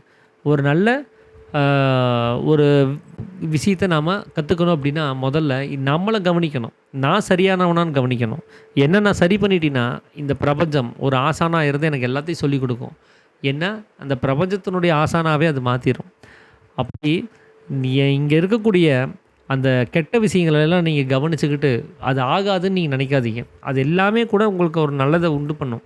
ஒருத்தர் ஒரு கெடுதல் செய்கிறவர் இருக்கிறார், இன்னொருத்தர் நல்லவரும் இருக்கிறார். இவங்க 2 பேருமே நமக்கு குரு தான். ஏன் தெரியுமா? ஒருத்தர் வந்து எப்படி வாழணும்னு கற்றுக் கொடுத்துட்ருக்கிறார் அந்த நல்லவர். கெட்டவருடைய வேலை என்ன தெரியுங்களா? எப்படி வாழக்கூடாதுன்னு சொல்லி நமக்கு கற்றுக் கொடுக்குறாங்க. அப்போ இவங்க 2 பேருமே நமக்கு ஆசான்கள் தான். 2 பேருமே மரியாதை செலுத்தணும். எனக்கு ஒரு விஷயத்தை கற்றுக் கொடுக்கறதுக்கு அவங்க தன் வாழ்நாள இங்கே செலவு பண்ணி எனக்காக வாழ்ந்து காமிச்சிட்ருக்குறாங்க. அப்போ அது எவ்வளோ பெரிய ஒரு தியாகம் அது. எனக்காக வேண்டி அதை பண்ணுறாங்கன்னு நினச்சி அவங்களுக்கு நன்றி கடன் படுங்க. நன்றியோடு அவரை மதிக்க கற்றுக்கோங்க. ஏன்னா நீங்கள் ஆர்வக் கோளாறில் நிறைய விஷயத்தை நீங்கள் கவனிக்கும் போது அந்த ஆர்வக்கோளாறே உங்களை வந்து சரியான விஷயத்தை புரிஞ்சுக்க முடியாமல் போயிடும். நீங்கள் பொறுமையாக நிதானமாக அதை கவனித்து பாருங்கள். அந்த ஆர்வக்கோளாறு என்றைக்குமே நமக்கு இருக்கக்கூடாது. அவசரமாக ஒரு விஷயத்தை தெரிஞ்சுக்கணும்னு நினைக்காதீங்க அப்படிங்கிறத அவர் சொல்கிறார். உயரமும் உறுதியும் கொண்ட மரங்கள் மட்டுமே காடாகி விடாது. கானகத்திற்கு புல்லும் புதரும் செடியும் கொடியும் கூட வேண்டும். வெளிவேடம் சில காலம் மறைந்திருக்கும், எப்போதும் அதால் ஒளிந்திருக்க முடியாது. அதை வெளியேற்றி கொள்ளவும் முடியாது. இருட்செயல்கள் இருளில் பல்கி பெருகும். அதன் வம்சத்தை நாசம் செய்ய நினைத்தால் அவற்றின் மீது ஒரு சுதந்திர வெளிச்சத்தை பாய்ச்சுங்கள். உங்களிடம் ஒரே ஒரு எளிமையான நேர்மை இருந்தால் போதும், 1000 வெளிவேடங்களை வென்றுவிடலாம்.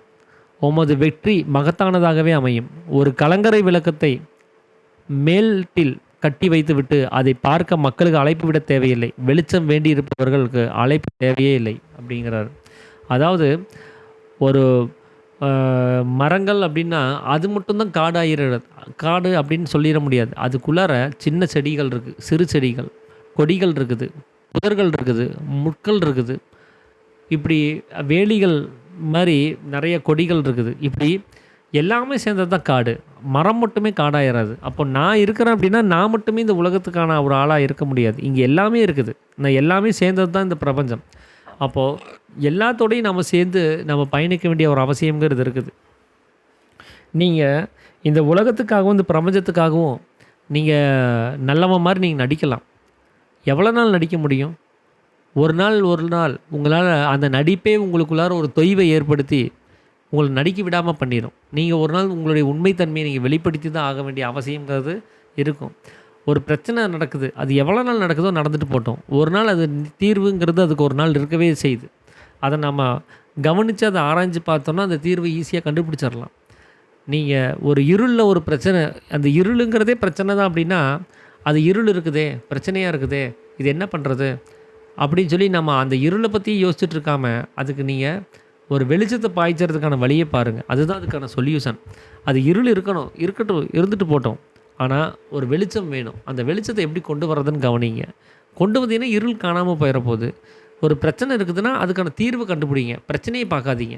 அந்த பிரச்சனை நமக்கு அவசியம் இல்லை. தீர்வு என்ன செஞ்சால் இது சால்வ் ஆகுங்கிறத கவனிங்க. ஏன்னா ஒவ்வொன்றுமே ஒவ்வொரு முடிச்சுனால தான் அது வந்திருக்கும்.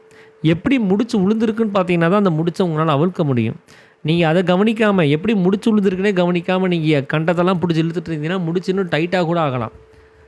சில நேரங்களில் எதாச்சியாக அதை முடிச்சு அவிழ்ந்தும் போயிடலாம். ஆனால் அதில் டைட்டாகவும் வாய்ப்புகள் இருக்குது. அதனால் சரியாக யோகித்து அது இப்படி தான் விழுந்திருக்குது, இதனால தான் பிரச்சனை வந்திருக்குங்கிறத புரிஞ்சுக்கிட்டு அதுக்கான சொல்யூஷனை தேடினீங்கன்னா போதும். அதனால் உங்கள்கிட்ட அந்த நேர்மையை மட்டும் என்றைக்கும் இழந்துடாதீங்க. ஒரே ஒரு நேர்மை இருந்துச்சுன்னா அங்கே பல 1000 வெளி வேஷங்களை உங்களால் ஜெயிச்சிட முடியும். ஏதோ ஒரு விஷயத்தில் நீங்கள் நேர்மையை கடைபிடிச்சு பாருங்கள். நீங்கள் முழுக்க நேர்மையாளர்னால் நீங்கள் மாறிடுவீங்க. அந்த முதல் ஸ்டெப் எடுத்து வைக்கிறது இங்கே கஷ்டமாக இருக்குது. ஏதோ ஒரு விஷயத்தை தேர்ந்தெடுத்துக்கோங்க. அந்த ஒரு விஷயத்தில் நான் நேர்மையாக தான் இருப்பேன், என்ன நடந்தாலும் சரி அப்படின்னு ஒரு நிலைமைக்கு கொண்டு வாங்க. நிச்சயமாக நீங்கள் எல்லா விஷயத்துலையும் நேர்மையை கடைபிடிக்க ஆரம்பிச்சிருவீங்க. அந்த முதல் தொடக்கம் தான் அங்கே ரொம்ப முக்கியமான ஒரு விஷயமா இருக்குது. அதனால் நீங்கள் இந்த உலகத்துக்கு ஒரு வழிகாட்டியாக இருக்கணும் அப்படின்னா, நீங்கள் இந்த உலகத்துக்கு உங்களுடைய நேர்மையை நீங்கள் வெளிப்படுத்தி ஆகணும். அப்படி வெளிப்படுத்திட்டிங்கன்னா அது ஒரு கலங்கரை விளக்கத்தை கொண்டு போய் மேட்டில் வச்ச மாதிரி. நீங்கள் விளம்பரப்படுத்த வேண்டாம், அதை கவனித்தாங்கன்னா எல்லோரும் ஓடி வந்துடுவாங்க. அதை பார்க்குறதுக்கு எல்லோரும் இந்த கலங்கரை விளக்கத்தை தேடி வந்துடுவாங்க. அதனால் அவங்களுக்கெல்லாம் நம்ம அட்வர்டைஸ்மெண்ட் கொடுக்க வேண்டியதில்லை, நம்ம எந்த ஒரு பாசுரையும் செய்ய வேண்டியது கிடையாது. பாருங்கள் நான் இருக்கிறேன், நான் இதெல்லாம் சொல்கிறேன் அப்படின்னு சொல்லி நீங்கள் தெரிவிக்க வேண்டிய அவசியமே கிடையாது. அந்த அந்த தேடல் உள்ளவங்க அவங்களுக்கு இது கண்ணில் பட்டுருச்சுன்னா ஓடி வந்துடுவாங்க. எப்படி ஆடு அங்கே இங்கேன்னு மேய்ஞ்சிட்டே இருக்கும், ஒரு ஆட்டு இடையன் ஒரு சப்தத்தை எழுப்புவான், வேறு யார் அந்த சப்தத்தை எழுப்புனாலும் அவங்க அந்த ஆடு வராது. அந்த சப்த துணியை அந்த ஆட்டு இடையன் செஞ்சால் தான் முடியும். அப்போ அது ஓடி வரும். நம்மளை வளர்த்தன எஜமானன் நம்மளை கூப்பிட்றாருன்னு சொல்லி எங்கேருந்தோ ஓடி வரும். அப்படி ஒரு விஷயமாக தான் அந்த நேர்மைங்கிறது இருக்குது. ஏன்னா எல்லோரும் அதை தான் எதிர்பார்த்துட்ருக்குறாங்க, அது எங்கே இருக்குதுன்னு தான் தேடிட்டு இருக்கிறாங்க. அதை நீங்கள் காமிச்சு கொடுங்க, எல்லோரும் தேடி வந்துடுவாங்க. அவங்களுக்கெல்லாம் வழிகாட்டியாக நீங்கள் உங்களை ஆயத்தப்படுத்தி வைங்க அப்படிங்கிறத அவர் குறிப்பிட்டு சொல்கிறாரு. அரை வேக்காட்டு ஆட்களுக்கு அறிவு ஒரு சுமை, முட்டாள்களுக்கு அறியாமையே சுமை. அரை வேக்காட்டு ஆட்களுக்கு சுமை இறக்க உதவுங்கள், முட்டாள்களை விட்டுவிடுங்கள். அரை வேக்காட்டு ஆட்கள் முட்டாள்களுக்கு நன்றாக கற்பித்து விடுவார்கள். உங்களை விட உங்கள் பாதையை கடக்க முடியாதது, இருளடந்தது, ஆலவரமற்றது என்று அடிக்கடி நினைக்காதீர்கள். மன உறுதி கொண்டு ஓயாது பயணித்தால் ஒவ்வொரு திருப்பத்திலும் ஒரு புதிய வழித்தோழன் கிடைத்து விடுவான். பாதைகளற்ற பிரபஞ்ச வெளியில் பயணம் செல்லப்படாத பாதையே இல்லை. காலச்சுவடுகள் குறைவு, தூரமாக அவை காணப்படும். ஆனால் பாதை பாதுகாப்பானது, நேரானது. கரடு முரடாகவும் ஏகாந்தமாகவும் இருந்தாலும் கூட வழிகாட்டிகள் வழியைத்தான் காட்ட முடியும், வற்புறுத்தி நடக்க வைக்க முடியாது. மறந்து விடாதீர்கள், நீங்கள் வழிகாட்டிகள். நன்றாக வழிகாட்டப்பட்டவரே நல்ல வழிகாட்டியாக ஆக முடியும்.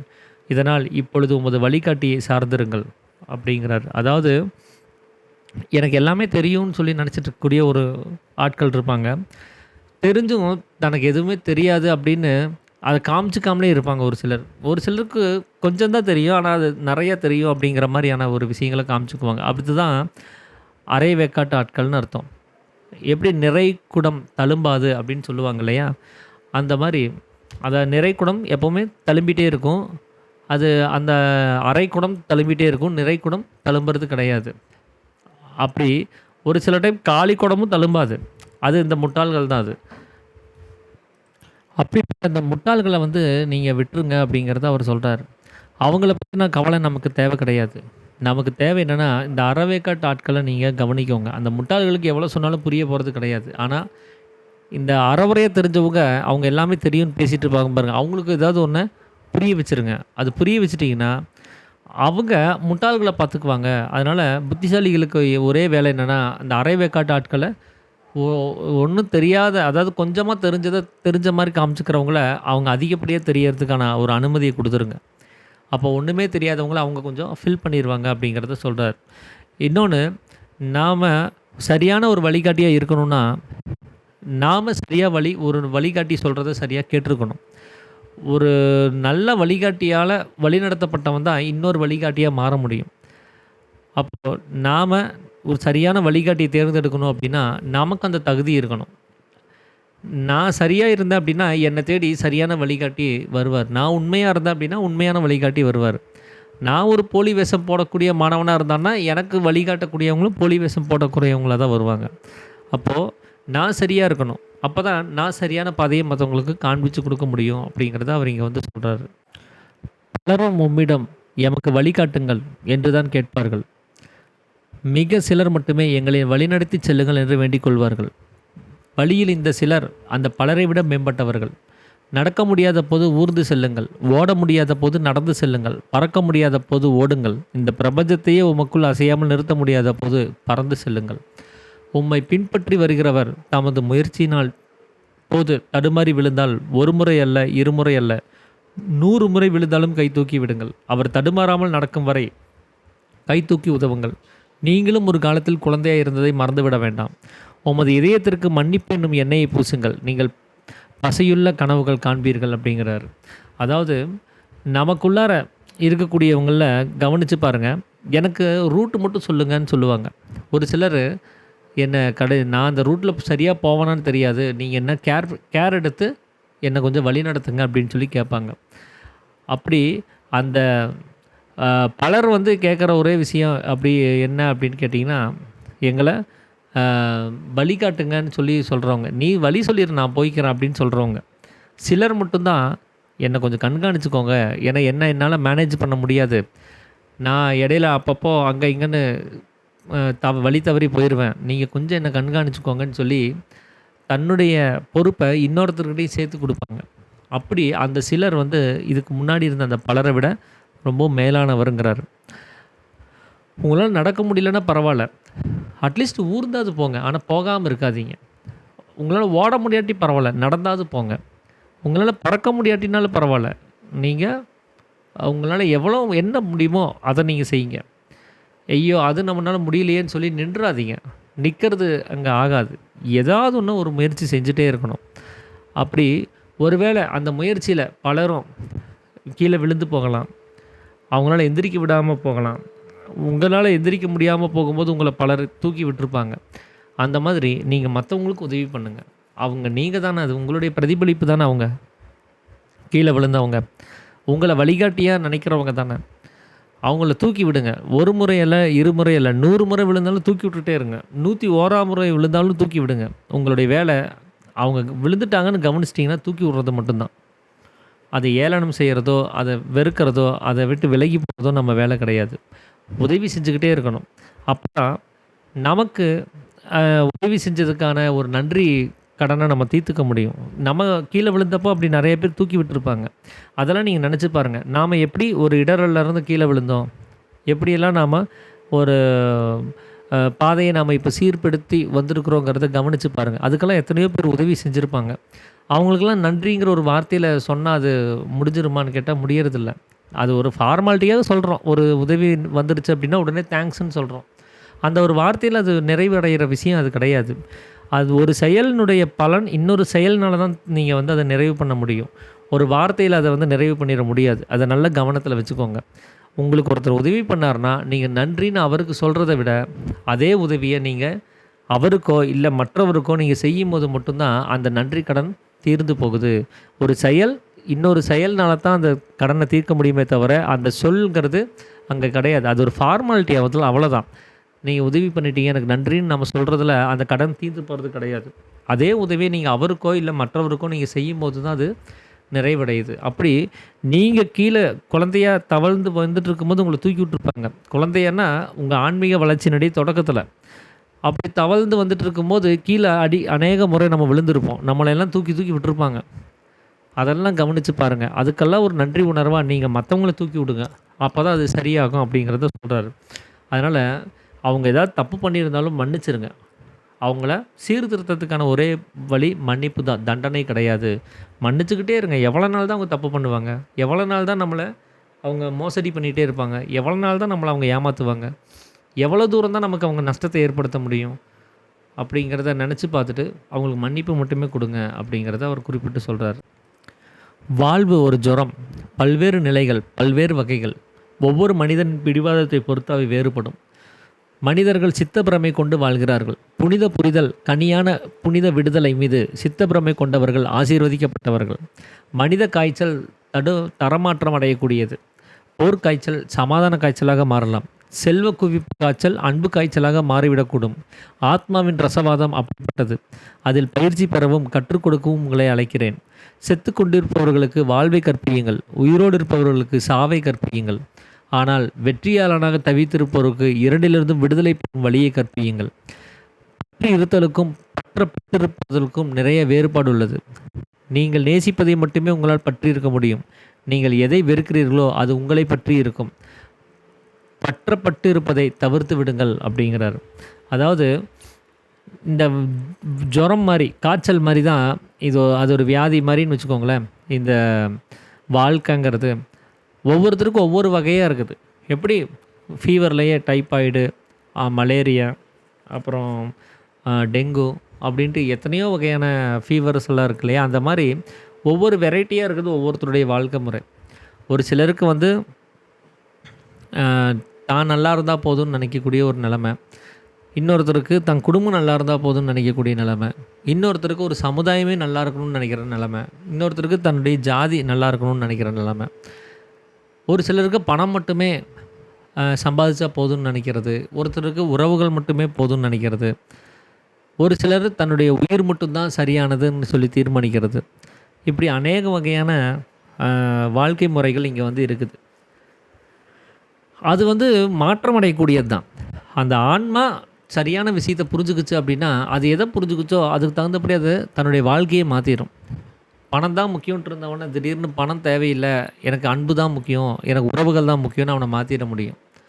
அந்த உறவோடையும் அன்போடையும் அந்த பணத்தோடையும் உறவாடிட்டு இருந்தவனை எதுவுமே வேண்டான்னு சொல்லி அவனை தன்னுடைய உயிரை மட்டுமே கவனிக்க வச்சு அவனை ஒரு ஆன்மீகவாதியாக மாற்றிடவும் முடியும். அதனால் அந்த உண்மை என்ன அப்படிங்கிறத நீங்கள் கவனித்து பாருங்கள். இங்கே அந்த ஆன்மாவுனுடைய ஒரு விஷயங்கிறது வந்து அந்த மாதிரி இருக்குது. அதை நீங்கள் சரியாக புரிஞ்சுக்கிறதுக்காக தான் மிர்தாத் வந்து நம்மளை இங்கே அழைச்சிருக்கிறாருங்கிறத அவர் சொல்கிறாரு.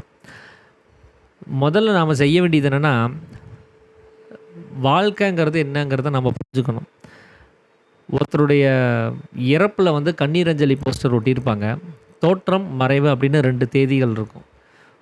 அப்போது அவர் ஒரு வருஷத்தில் பிறந்திருக்கிறாரு, இன்னொரு வருஷத்தில் இறந்துருக்கிறாரு. ஒரு 50 வருஷம் 60 வருஷம் இல்லை 70 வருஷம் அந்த மாதிரி டிஃப்ரெண்ட் இருக்குது. அப்போது அங்கே வாழ்க்கைங்கிறது அங்கே என்னவா இருக்குது அப்படிங்கிறதுக்கு நீங்கள் கவனித்து பாருங்கள். அவர் இறந்தார் அப்படின்னா அந்த ஒரு நாளில் அவர் இறக்கலை. அந்த ஒரு நிமிஷத்தில் அவருக்கு அந்த மரணங்கிறது நிகழலை. நமக்குள்ளார இருக்கக்கூடிய தனம் தீர தீர அவருடைய அந்த சாவை நெருங்க ஆரம்பிச்சிட்டாரு. அப்போ அவர் சாக ஆரம்பித்தது எங்கன்னா, அந்த ஜனனம்னு சொல்லக்கூடிய அந்த தொடக்கத்திலேயே, அவருடைய பிறப்புன்னு சொல்லக்கூடிய அந்த தேதியிலிருந்தே அவர் சாகிறதுக்கு ஆரம்பிச்சிட்டார்.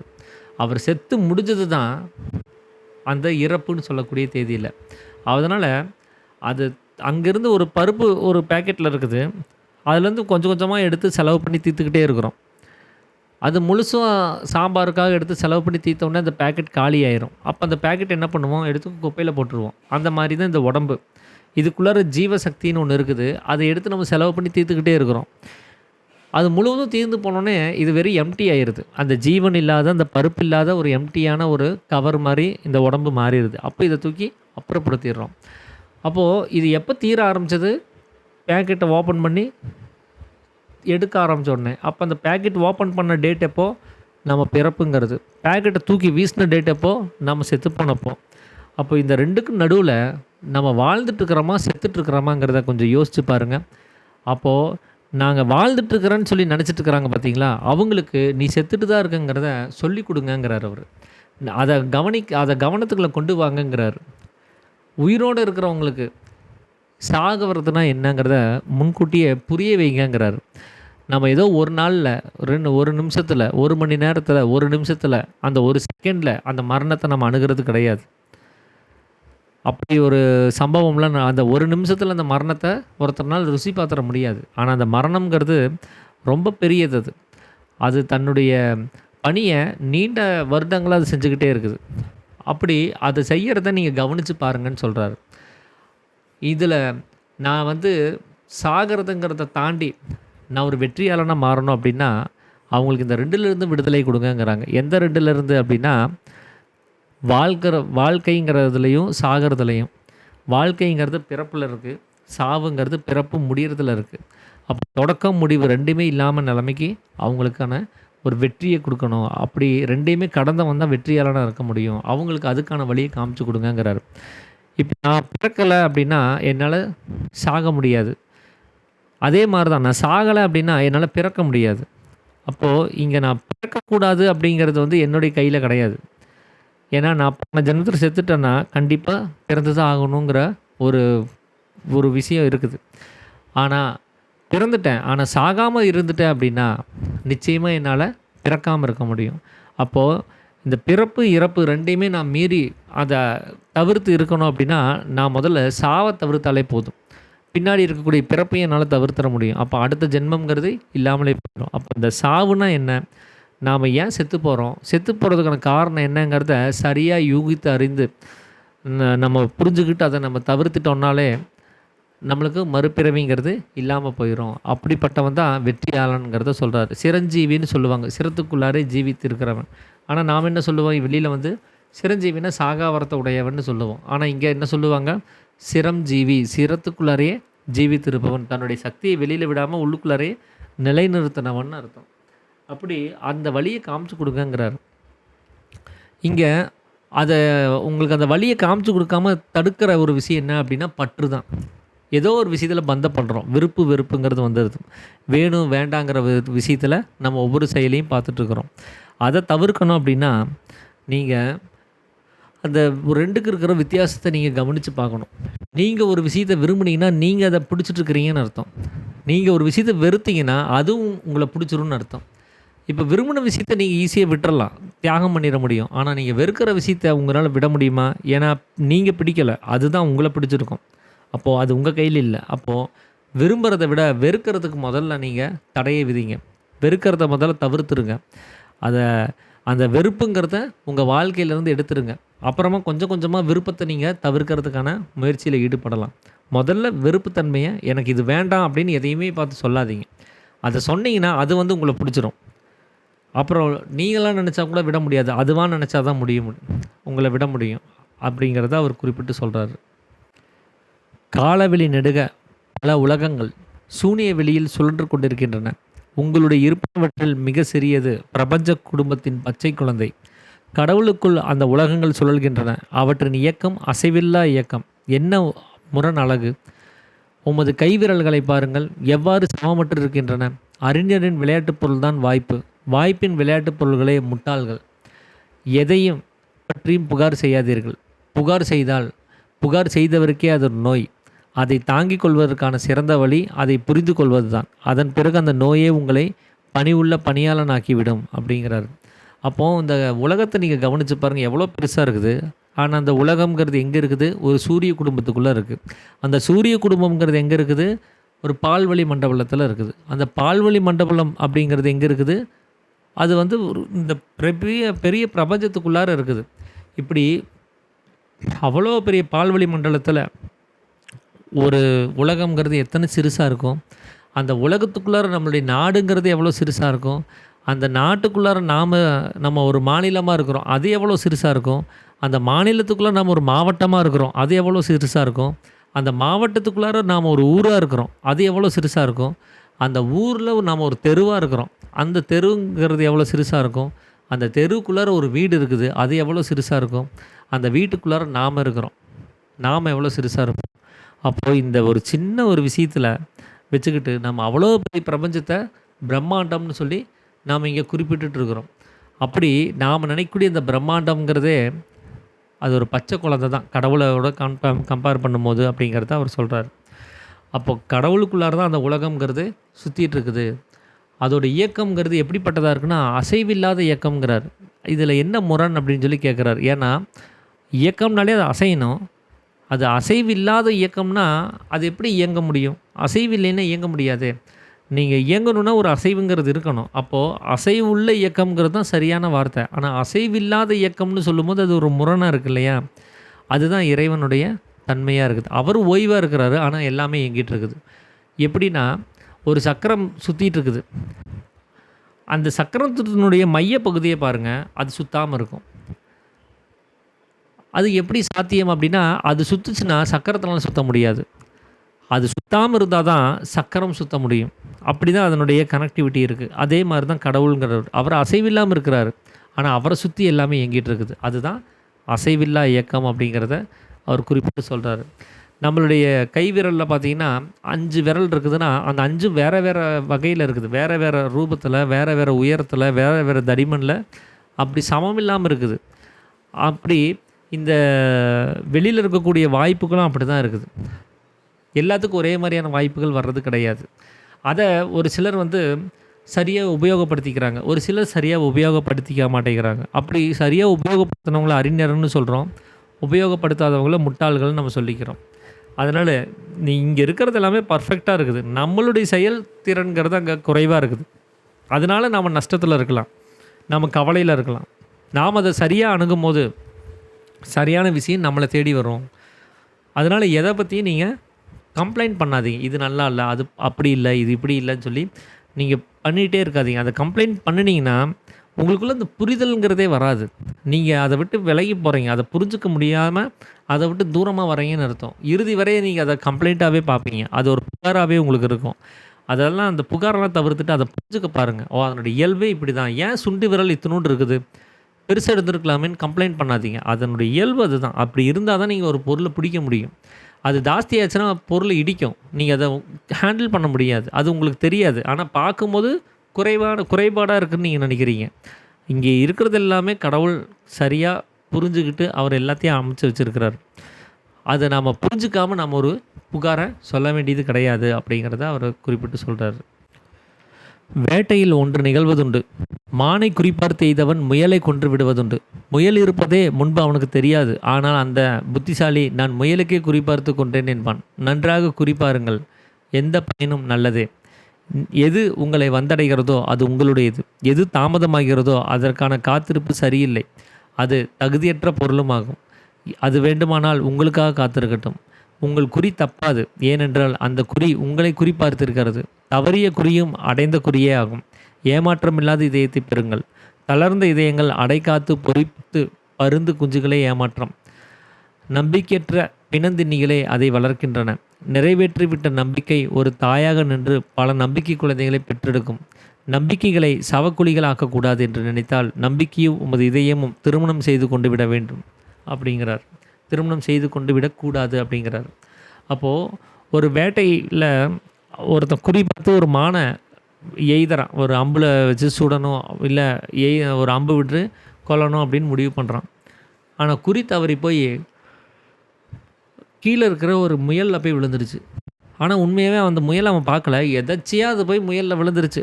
அந்த முயல் கடைசியில் அவன் என்ன சொல்கிறான், நான் மானுக்கு பார்க்கல, நீங்கள்லாம் என்ன மானுக்கு நான் பார்த்துட்டு இருந்தான்னு நினச்சிட்டிங்களா? அப்படி இல்லை, நான் முயலுக்கு தான் பார்த்தேன்னு சொல்லி கதையை மாற்றி போடுறான். ஏன்னா தனக்கு அவமானம் வரக்கூடாதுங்கிறதுக்காக அந்த புத்திசாலி. ஏன்னா அவன் சரியாக குறி பார்த்தான். ஆனால் தவறான ஒரு செய்கையினால் அந்த குறி அவன் எதிர்பார்த்த அந்த இலக்கில் போய் விழுகலை. அதுக்கு பதிலாக வேற ஒரு இலக்கில் போய் விழுந்துச்சு. அது நல்ல வேளை அது சும்மா தரையில் விழுகாமல் ஒரு முயல் மேலே போய் பாஞ்சிச்சு. அதனால கதையை திருப்ப முடிஞ்சது. நான் அதுக்கு பார்க்கல, இதுக்கு தான் பார்த்தேன்னு சொல்லி அதை ஒரு கதையாக மாற்றுறதுக்கான காரணங்கிறது உண்டாயிடுச்சு. அந்த மாதிரி நீங்கள் ஒரு குறி பார்த்து ஏதாவது ஒரு விஷயத்தை பண்ணுறீங்க, ஏதோ ஒன்று கிடச்சிச்சின்னா பரவாயில்ல, திருப்தியாக ஏற்றுக்கோங்க. நீங்கள் நினச்சது ஒன்று நடக்கிறது ஒன்றா இருக்கா, பரவாயில்ல, ஏற்றுக்கோங்க. ஏன்னா உங்களுடையது எதுவோ அதுதான் உங்களை சார்ந்து வருது. உங்களுக்கு இல்லாதது அது தாமதமாகுதுன்னா நீங்கள் அதை எதிர்பார்த்துட்ருக்காதீங்க. அது வரும்னு சொல்லி பார்த்துட்ருக்காதீங்க. அது வந்துச்சுன்னா ஏற்றுக்கோங்க, வரலைன்னா அதை கேர் பண்ணிக்காதீங்க. அது வேணால் உங்களுக்காக எதிர்பார்க்கட்டும். அது காத்திருப்பு அந்த உங்களுடைய பொருள், நீங்கள் எதிர்பார்க்குற பொருளுக்கு வேணால் அந்த காத்திருப்பு இருந்துட்டு போட்டோம். ஆனால் நீங்கள் எதையும் எதிர்பார்த்துட்டு காத்துட்ருக்காதீங்க. வந்ததை அக்செப்ட் பண்ணிக்கோங்க. வராததை பற்றி நீங்கள் கேர் பண்ணிக்காதீங்க, அதை பற்றி நினைக்காதீங்க அப்படிங்கிறத அவர் சொல்கிறாரு.